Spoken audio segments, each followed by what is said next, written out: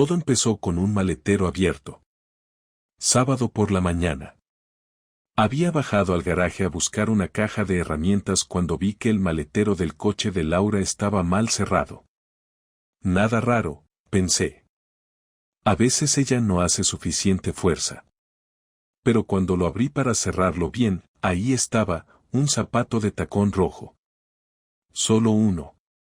De esos que Laura no se pone desde hace años, desde antes de que naciéramos Iván y yo. Y lo más curioso, no era de su talla. Era más pequeño. No había bolsa, ni ropa, ni nada más. Solo el zapato, tirado en un rincón del maletero como si alguien se lo hubiera quitado con prisas o lo hubiera perdido. Me quedé ahí, con la llave inglesa en una mano y el zapato en la otra, tratando de entender qué coño hacía eso ahí.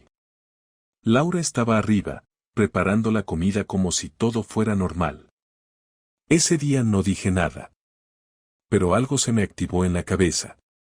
Una alerta que no había sonado nunca. Algo me olía raro. Y no era celos, ni paranoia. Era algo más simple, lógica. ¿Por qué hay un zapato de mujer, talla 36, en el maletero del coche de mi mujer, que calza un 39? Esa fue la pregunta que no me pude quitar de la cabeza. Y fue también el principio del fin. El domingo por la mañana me levanté más temprano que de costumbre. Laura seguía dormida, con una pierna fuera del edredón y el pelo desordenado, como si no tuviera una preocupación en el mundo. No quise hacer ruido. Bajé a la cocina, puse el café sin encender ninguna luz y me senté en silencio, mirando el suelo. No podía dejar de pensar en ese maldito zapato. No dije nada el día anterior porque quería pensar con claridad, no actuar en caliente como un imbécil y luego tener que disculparme por haber sido un paranoico. Pero no era paranoia. Había algo ahí, lo sabía. Algo no cuadraba. Laura no había mencionado nada sobre llevar a alguien en su coche últimamente. La semana pasada dijo que había quedado con unas compañeras de la oficina para cenar. Solo chicas, me dijo. Lo recordé perfectamente porque me pidió que yo me encargara de bañar a Iván y ponerle el pijama. Dijo que no sabía a qué hora volvería.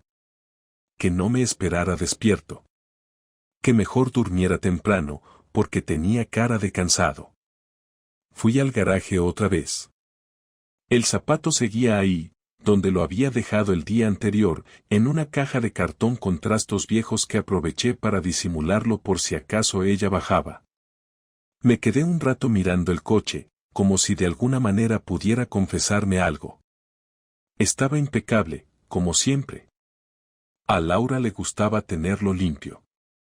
Y entonces me fijé en otra cosa, el asiento del copiloto estaba más echado hacia atrás de lo normal. Como si alguien hubiera estado ahí recostado. Revisé debajo. Nada. Pero algo me empujó a mirar dentro de la guantera, aunque jamás me había interesado por lo que guardaba ahí. Un paquete de chicles abierto, un recibo de peaje a las 23:12 del jueves y un papel arrugado que resultó ser la cuenta de un restaurante en Toledo. Fecha, viernes. Hora, 22:47. 2 personas. Cenas completas, vino tinto, postre. No había nombres ni nada más, pero el cargo estaba hecho con su tarjeta.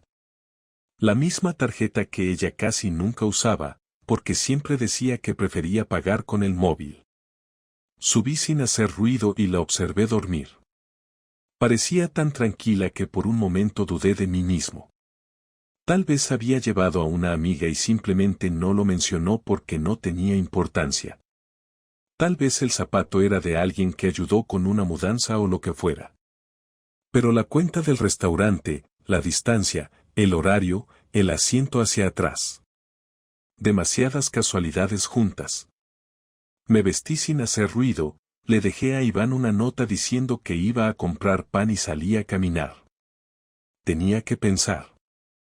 Durante esa caminata de hora y media por el barrio, recordé cosas. Muchos detalles que hasta entonces no parecían relevantes. Últimamente Laura se arreglaba más, incluso para ir al supermercado. Empezó a depilarse con frecuencia otra vez, algo que antes solo hacía cuando teníamos planes en pareja o en verano. Se maquillaba en el coche, justo antes de entrar a la oficina, algo que descubrí una vez por casualidad. Me decía que era para ahorrar tiempo. También empezó a salir más con sus compañeras, pero nunca traía fotos, ni comentaba mucho de lo que hacían. A veces venía con olor a colonia de hombre, pero yo lo atribuía que tal vez alguien del trabajo la saludaba de cerca. Incluso llegué a pensar que estaba exagerando todo. Pero ya no. Regresé a casa y la encontré ya levantada, en bata, sirviéndose el café. Me saludó con un beso en la mejilla y me preguntó si me había costado dormir. Le dije que no, que solo me apetecía caminar un rato. Me miró raro, como si no se esperara eso. En todo momento intenté actuar como si nada, pero no podía evitar mirarla distinto. Ese día pasó sin nada fuera de lo normal. Jugamos con Iván, vimos una peli tonta por la tarde, cenamos tortilla y nos fuimos a dormir. Ella intentó abrazarme, como otras veces, pero yo fingí estar dormido. Lunes por la mañana me levanté antes que ella y fui directo a su bolso. No me enorgullece, pero necesitaba respuestas. Encontré su agenda personal, la de papel que siempre decía que era por si el móvil fallaba. Revisé los días anteriores. El viernes decía simplemente cena en Toledo, sin más. Y el jueves había un nombre, Dani, 19. Nunca había oído hablar de un Dani. Guardé todo como estaba y ese día en el trabajo me costó concentrarme. Miraba la pantalla sin ver nada. Me dolía la cabeza, el estómago, el pecho. No sabía si estaba exagerando o si estaba descubriendo algo que me iba a romper por dentro. Esa noche la confronté. No directamente. Solo le pregunté cómo le había ido el viernes en la cena. Me dijo que bien, que fueron al centro de Madrid, que comieron algo rápido y tomaron unas copas. Le pregunté con quién. Me dio 3 nombres, ninguno era Dani. Le pregunté si había ido a Toledo. Me miró sin responder de inmediato. Se quedó en silencio unos segundos. Demasiados. ¿Qué pasa contigo? Me soltó, a la defensiva. ¿Estás espiándome? Solo quiero saber si estás siendo sincera, le dije sin levantar la voz. Claro que sí, me respondió, pero no pudo mirarme a los ojos. Cambió de tema, se levantó del sofá y fue a la cocina. Me quedé sentado, sin moverme. Ya no necesitaba más pruebas. Ya lo sabía. El martes por la noche decidí que no podía seguir con la farsa. No era solo la mentira, era la actitud. Ese silencio tenso cada vez que le preguntaba algo simple, las evasivas, las respuestas que no cuadraban y esa forma de mirarme que no reconocía. No era odio ni desprecio, era algo peor, indiferencia. Después de acostar a Iván y asegurarme de que dormía, me senté en el sofá del salón, sin televisión, sin música, sin distracciones. Laura pasó por delante con su pijama gris y me preguntó si no iba a subir. Le dije que necesitábamos hablar. No lo dije como amenaza, ni en tono grave, simplemente con la firmeza de quien ya ha decidido algo. Ella se quedó en el marco de la puerta unos segundos, como si evaluara si tenía ganas de enfrentarse a eso. Al final se sentó en el otro extremo del sofá, cruzó las piernas y se quedó esperando sin decir nada. Le pregunté de nuevo por Toledo. Esta vez no intenté suavizar la pregunta ni adornarla. ¿Fuiste a Toledo el viernes con alguien?, le dije. Ella bajó la mirada, se frotó las manos y soltó un suspiro largo. No respondió. Yo repetí la pregunta. Entonces dijo que sí, que fue, que no me lo había contado porque no quería discusiones. Le pregunté con quién. Tardó en decirlo. Al final soltó el nombre, Daniel. No dijo más. Me quedé callado, esperando que explicara algo más, pero no lo hizo. Le pedí que fuera clara, que no diera vueltas. Ella se encogió de hombros y dijo que no era lo que yo creía. Le dije que no le había dicho aún lo que creía. Me miró como si eso la molestara. Entonces empezó a justificarse, hablando rápido, como si quisiera que las palabras salieran antes de que yo pudiera interrumpirla. Dijo que Daniel era un compañero del trabajo, que habían coincidido varias veces, que un día él le propuso ir a Toledo porque conocía un sitio con vistas y buena comida. Que ella aceptó porque necesitaba desconectar, que no pasó nada, que solo fue una cena, que se sintió halagada por la atención, pero que sabía que estaba mal. Le pregunté si me había mentido deliberadamente cuando dijo que estaba con sus compañeras. Dijo que sí, pero que solo porque pensó que me pondría celoso y no quería problemas. Le dije que el problema no era que me pusiera celoso, sino que me mintiera y ocultara cosas. Le pregunté si había pasado algo entre ellos. Se quedó callada de nuevo. Ese silencio, ese puto silencio. No hacía falta que respondiera. ¿Te acostaste con él? Solté, sin rodeos. Ella negó con la cabeza, pero no lo dijo con palabras. Entonces me miró y dijo que no sabía por qué lo había hecho, que llevaba tiempo sintiéndose invisible, que nuestra rutina la estaba matando, que yo estaba siempre con Iván, con la casa, con mis cosas, que nunca le preguntaba cómo se sentía, que necesitaba sentirse deseada. Le dije que esas eran cosas que se hablaban, no se resolvían saliendo con otro tío a escondidas. Me dijo que no lo planeó, que simplemente sucedió. ¿Qué sucedió?, pregunté. ¿Qué fue lo que simplemente pasó? No contestó. Yo no grité.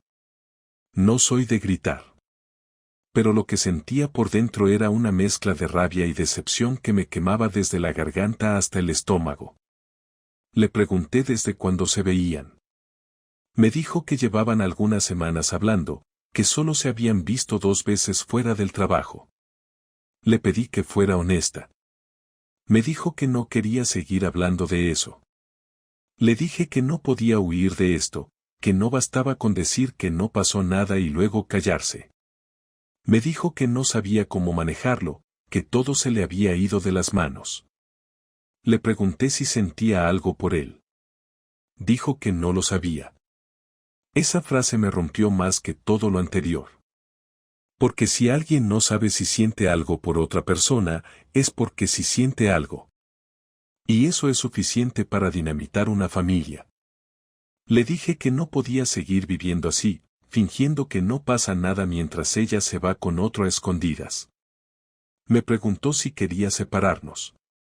Le dije que no lo sabía todavía, pero que si pretendía seguir viéndose con él, entonces sí. Me dijo que ya no lo vería, que lo iba a cortar.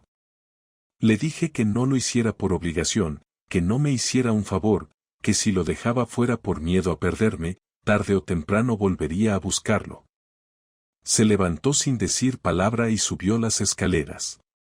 Yo me quedé en el sofá hasta las 3 de la madrugada, sin saber si había ganado algo con esa conversación o si simplemente había escuchado la confirmación de lo que ya sabía. El miércoles me levanté antes que el despertador. Me vestí sin hacer ruido, bajé a la cocina y preparé el desayuno para Iván como siempre, fingiendo que todo era normal. Laura bajó con cara de sueño y me saludó como si nada, como si la noche anterior no hubiera pasado, como si las palabras que me había dicho no existieran ya. Me limité a asentir con la cabeza. Iván se sentó a la mesa y empezó a hablar sobre una excursión del colegio, y mientras lo escuchaba notaba a Laura lanzándome miradas rápidas, como esperando alguna señal. No le di ninguna. Terminé de desayunar, besé a Iván en la frente y salí al trabajo con el estómago cerrado. Ese día no hice casi nada productivo. Me pasé las horas frente al ordenador pensando. No en el dolor, ya lo había sentido, ni en la traición, que ya estaba asumida. Pensaba en qué hacer. No iba a perdonarla. No podía. Tampoco quería quedarme en la postura de víctima para siempre. Tenía que moverme, tenía que decidir cómo cerrar esto sin que pareciera que yo era el único que perdía. Ella me rompió algo que yo cuidaba. Yo no iba a quedarme con los brazos cruzados. No buscaba venganza violenta ni escándalos. Quería algo limpio, claro, algo que la dejara exactamente donde se había puesto, sola, confundida y consciente de que no todo le iba a salir gratis. Esa misma tarde fui a ver a un amigo mío, Nacho, que tiene un despacho de abogados en Alcobendas. No le conté todos los detalles, pero le dejé claro que quería prepararme legalmente para un proceso de separación, que quería saber mis opciones, cómo proteger mi parte, cómo asegurarme de que Laura no se quedara con más de lo que le correspondía. Nacho fue directo, me explicó los pasos, los documentos que debía ir recopilando, los movimientos que no debía hacer y los que sí. Me dijo que debía seguir comportándome con normalidad en casa hasta tener todo claro, sin dejarme llevar por el impulso. Le hice caso. Volví a casa como si fuera un día cualquiera.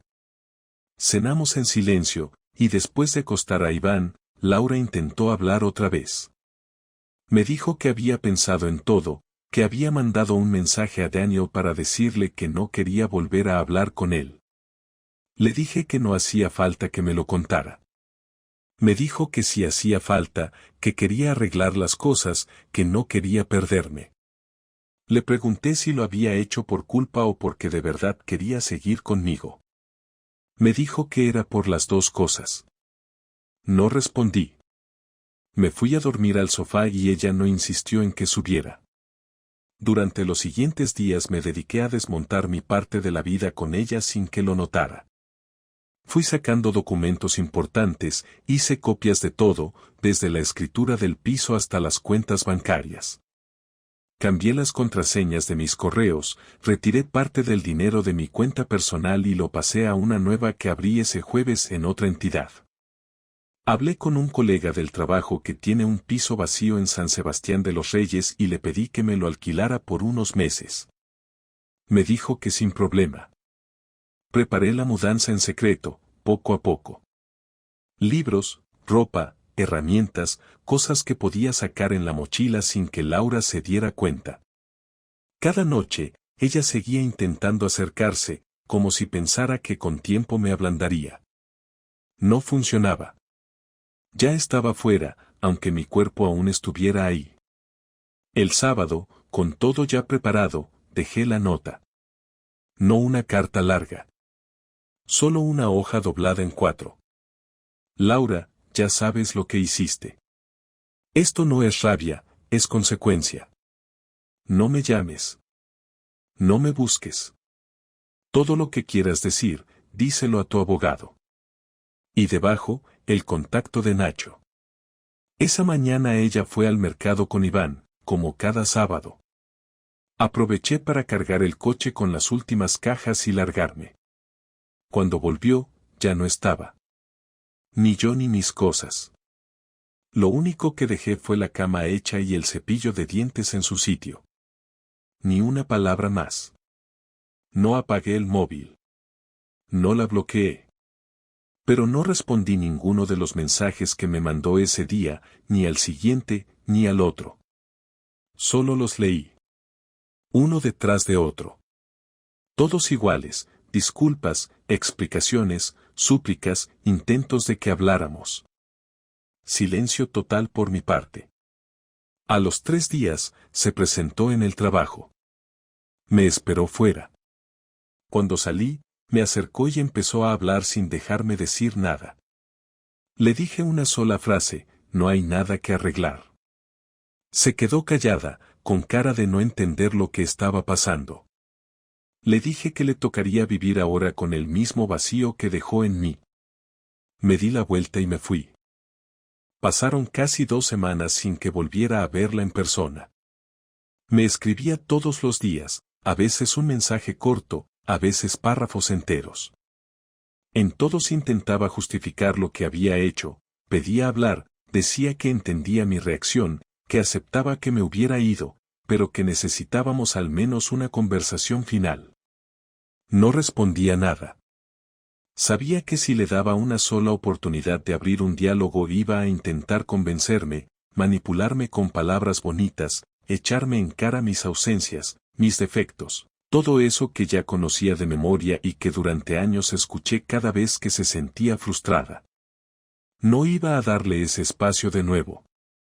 Lo único que hice fue enviarle, a través de Nacho, la propuesta formal de separación, con todo bien detallado, sin provocaciones, sin castigos absurdos, solo los términos que consideré justos. La mitad de lo que habíamos construido, ni un euro más, ni uno menos. La custodia compartida con un calendario organizado, el uso del piso para ella y el niño, porque aunque me doliera, sabía que Iván necesitaba estabilidad y que moverlo de su casa no era justo. Me tocaba ceder, pero eso no significaba que fuera débil. Un viernes por la tarde recibí una llamada del colegio. Iván se había torcido el tobillo en educación física. Nada grave, pero lo llevaban al centro de salud para hacerle una radiografía. Me fui directo para allá. Cuando llegué, Laura ya estaba allí. Nos saludamos con un gesto tenso, sin palabras. Iván me abrazó, sonrió, me contó lo que pasó con una mezcla de orgullo y dolor fingido, como si quisiera que viéramos que era fuerte. Estuvimos juntos mientras lo atendían, nos reímos con él, firmamos papeles, y todo fue tan normal que dolía.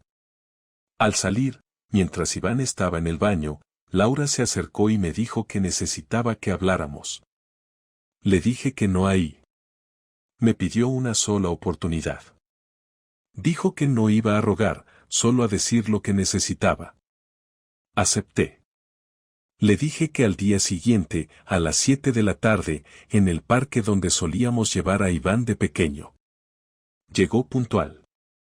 Se sentó en el banco sin maquillaje, con vaqueros y una chaqueta vieja. Nada que ver con la imagen que solía cuidar.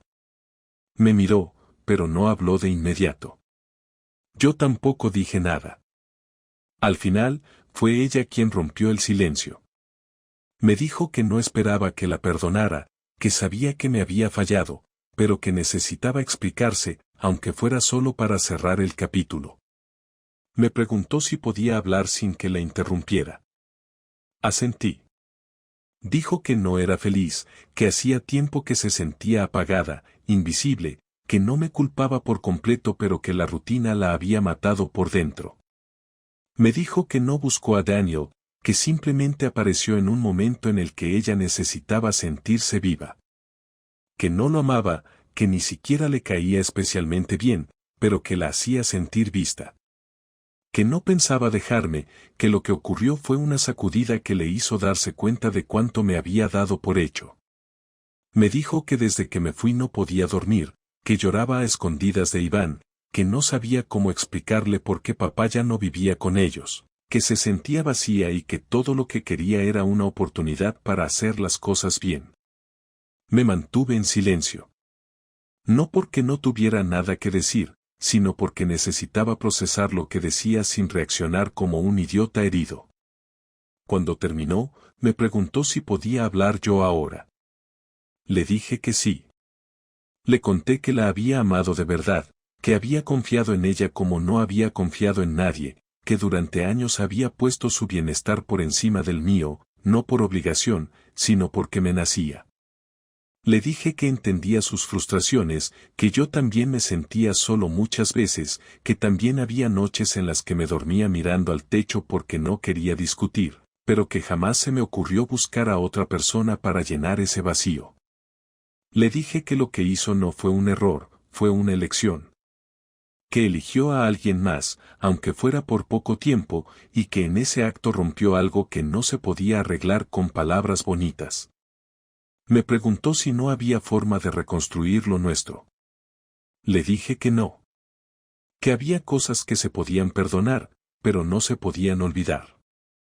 Que aunque lo intentáramos, siempre quedaría esa duda, ese recuerdo, ese momento en que uno de los dos eligió salir de casa y mentirle al otro en la cara. Le dije que no quería vivir con esa carga, ni convertirnos en una pareja rota que se mantenía junta solo por el niño o por costumbre. Le dije que no la odiaba, pero que ya no sentía lo mismo. Que me dolía, pero era la verdad. Ella no dijo nada más. Solo asintió. Se levantó, me dio las gracias por haberla escuchado y se fue caminando despacio, sin mirar atrás. Me quedé un rato más en ese banco, mirando el parque vacío. No sentí alivio, ni satisfacción, ni venganza. Solo un cansancio profundo, como si me hubiera quitado un peso enorme de encima, pero me hubiera dejado una marca que no iba a desaparecer tan fácil. Una semana después firmamos los papeles. Fue en una sala pequeña del despacho de Nacho, con una mesa de madera demasiado grande para dos personas que ya no tenían nada que decirse. Ella no lloró, yo tampoco. No hubo discusiones, no hubo ruegos. Todo estaba ya claro, medido, anotado, repartido. Nos sentamos, firmamos, escuchamos las últimas instrucciones legales y salimos en silencio. Nos quedamos un momento en la puerta, sin saber si estrecharnos la mano, si decir algo, si fingir que esa escena era parte de una vida adulta normal. Ella fue la primera en hablar. Me dijo que esperaba que algún día pudiera perdonarla, aunque fuera por dentro, aunque nunca se lo dijera. Le respondí que no hacía falta perdonarla, que bastaba con no odiarla. Se fue sin decir más.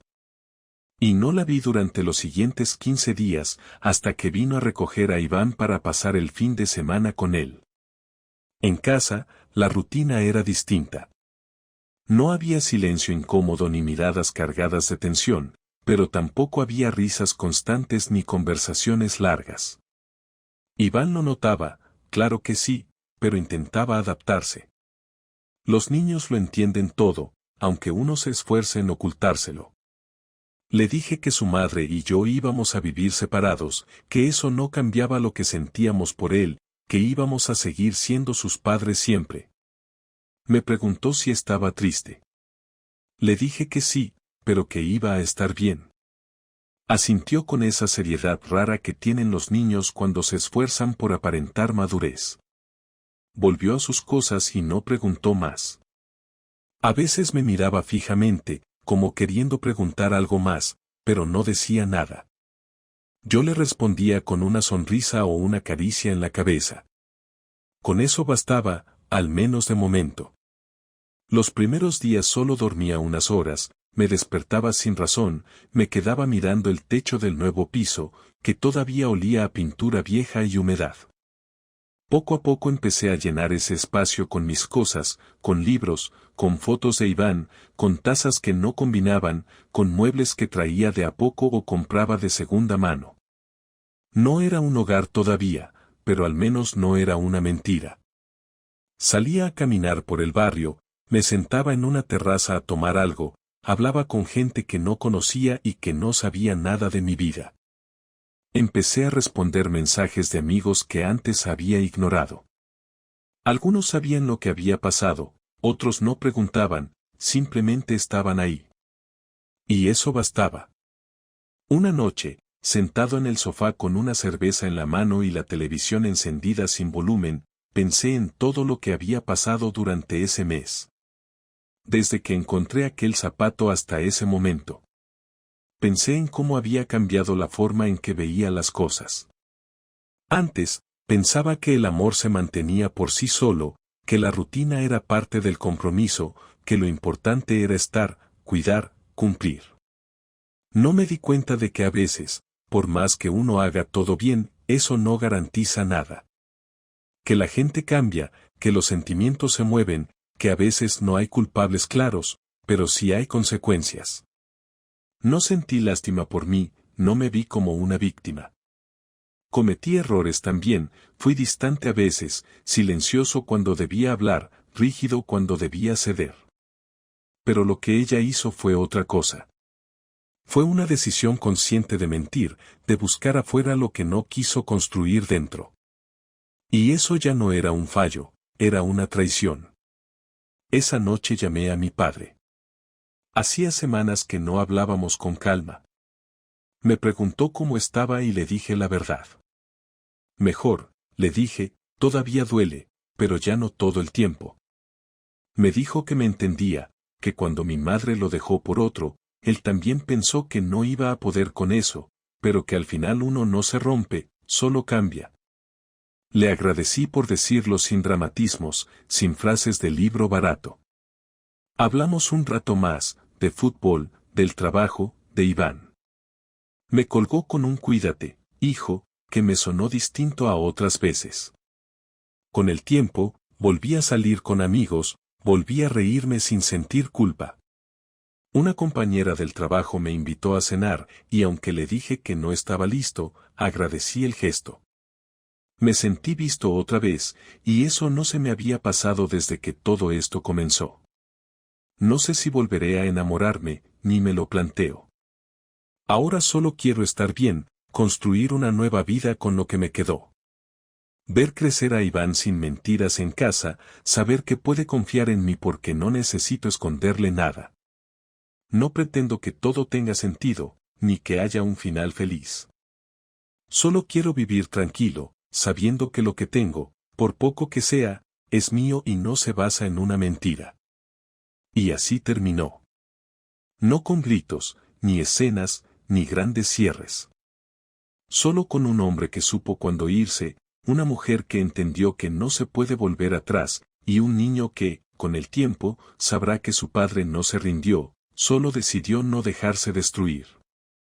Eso es todo.